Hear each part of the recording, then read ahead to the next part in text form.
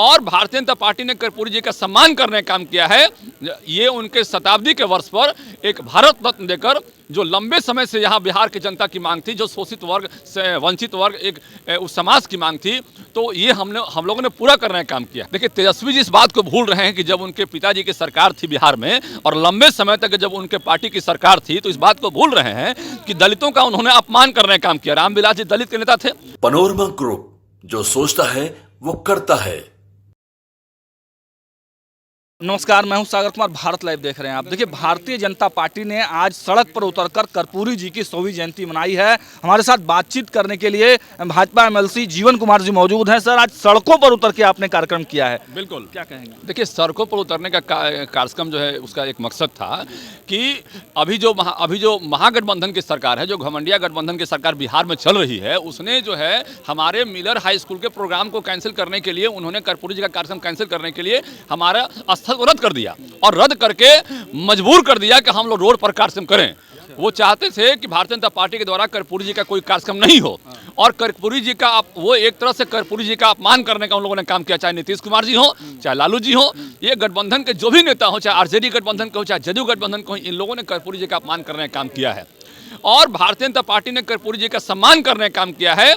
ये उनके शताब्दी के वर्ष पर एक भारत रत्न देकर, जो लंबे समय से यहाँ बिहार की जनता की मांग थी, जो शोषित वर्ग से वंचित वर्ग एक उस समाज की मांग थी, तो ये हम लोगों ने पूरा करने का काम किया है पूरे हिंदुस्तान में। आरोप तो ये लग रहे हैं कि चुनाव के ठीक पहले आप लोग उनको भारत रत्न देकर एक चुनावी माहौल बनाना चाहते हैं और भारतीय जनता पार्टी लाभ लेना चाहती है समाजवादी नेता। देखिए, आप समझने का प्रयास कीजिए, ये जो लोग आरोप लगा रहे हैं वो जो गठबंधन के लोग हैं, और गठबंधन के लोगों की जब दिल्ली में सरकार थी तब भारतीय जनता पार्टी मांग कर रही थी कि गरीबों और वंचित वर्ग के, शोषित वर्ग के जो नेता हमारे कर्पूरी ठाकुर जी हैं, उनको भारत रत्न का आप अवार्ड दीजिए क्योंकि उसके लायक हैं वो, और इससे एक समाज में एक मैसेज जाएगा कि भाई गरीबों का जो नेता होता है उसको भी सम्मान मिलता है इस देश में। लेकिन उन्होंने इस काम को नहीं किया। उनकी इच्छा थी कि देश का प्रधानमंत्री वो बने जो शोषित और गरीब और वंचित वर्ग का व्यक्ति हो, और नरेंद्र मोदी के रूप में भारत की जनता ने उनको चुन के जो है इस बात को प्रमाणित करने का काम किया। और सुन लीजिए, जो लोग आरोप लगा रहे हैं उनके समर्थन से दिल्ली में आईके गुजराल थे, देवगौड़ा जी प्रधानमंत्री बने थे, उनके समर्थन से कांग्रेस के नेता वहां प्रधानमंत्री बने थे।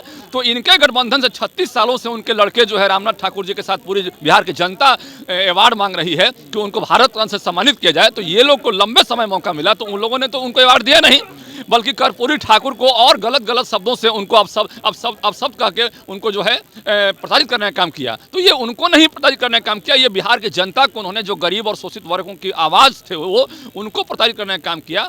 तो और हम लोग जब उनको सम्मानित करने का काम कर रहे हैं तो वो आरोप लगाने का काम कर रहे हैं। ये कितनी गलत बात है।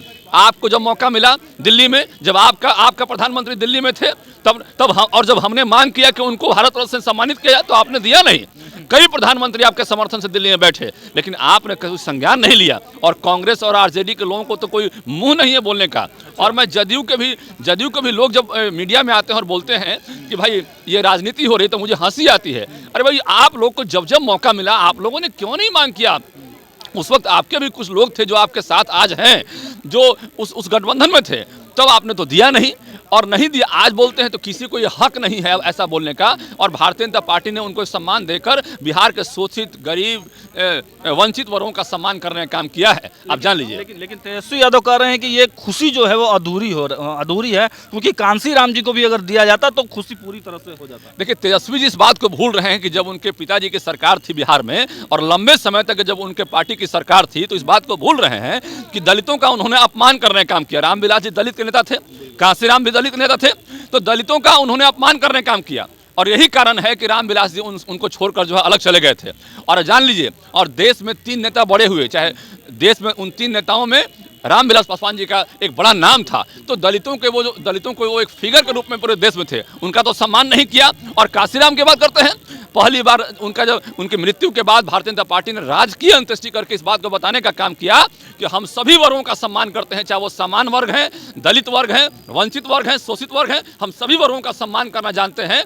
और भारत की जो जनता चाहती है वो उसके हिसाब से हम लोग काम करते हैं, भारत के विकास के लिए काम करते हैं। हम धर्म का भी सम्मान करते हैं, हम राम राज्य की स्थापना की बात करते हैं, और राम राज्य की स्थापना में देखा अपने अयोध्या नगरी को हम लोगों ने किस तरह से वहाँ पर काम किया है। जीवन जी, नीतीश कुमार जी आज भरे मंच से कह रहे थे कि कर्पूरी ठाकुर ने कभी परिवार के बारे में नहीं सोचा, और कुछ लोग हैं कि जो केवल परिवार के बारे में ही सोचते हैं।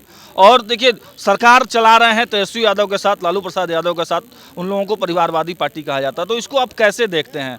एक तरफ नरेंद्र मोदी जी भारत रत्न दे देते हैं, कहा जा रहा है कि जो फैसला है नीतीश कुमार को खुश करने के लिए है, और दूसरी तरफ नीतीश कुमार लगातार राजद के खिलाफ एक तरह से बयान दे रहे हैं।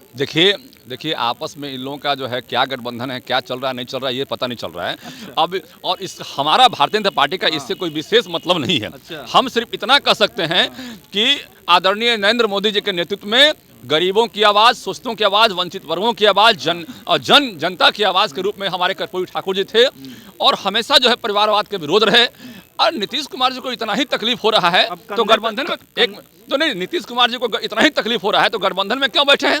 आप कहते हैं कि हमको तकलीफ हो रहा है, भ्रष्टाचारियों के गठबंधन में क्यों बैठे हैं आप? इसका आप उनको बुलाएंगे, एक्सेप्ट करेंगे? देखिए, ऐसा है कि भारतीय जनता पार्टी के कार्यकर्ता ये तय कर चुके हैं कि हम लोग अपनी सरकार बनाएंगे और पूर्ण बहुमत से बनाएंगे। और आप जान लीजिए कि लोकसभा में भारतीय जनता पार्टी 40 में 40 सीट खुद इतनी ताकत रखती है। आप कर रहे हैं कि एक मुख्यमंत्री का पद छोड़ दे नीतीश कुमार तो क्या आ सकते हैं? देखिए, ये जो है आपको बता देता है कि भारतीय जनता पार्टी के कार्यकर्ता इतने मतलब उत्साहित हैं, और गरीबों की आवाज़ जो है भारतीय जनता पार्टी में है, और पूरे शोषित वर्ग हो, समान वर्ग हो, सब वर्गों की आवाज़ आज भारतीय जनता पार्टी के साथ है, क्योंकि सबके साथ भारतीय जनता पार्टी ने सम्मान करने का काम किया है। आपने देखा, आप समान वर्ग का भी आरक्षण की बात किया करते थे, उन्होंने ऐसा नहीं है, जन नायक कर्पूरी जी समान वर्ग का भी जो है आरक्षण की बात किए थे, और उनको भी आरक्षण देने का जब बात आया तो भारतीय जनता पार्टी ने किया। ये मोदी की गारंटी है कि सभी जातियों का, सभी जो धर्म को मानने वाले लोग हैं, किसी से भेदभाव नहीं किया, और धर्म की स्थापना करने के लिए अयोध्या नगरी में देखा किस तरह का कार्यक्रम हुआ,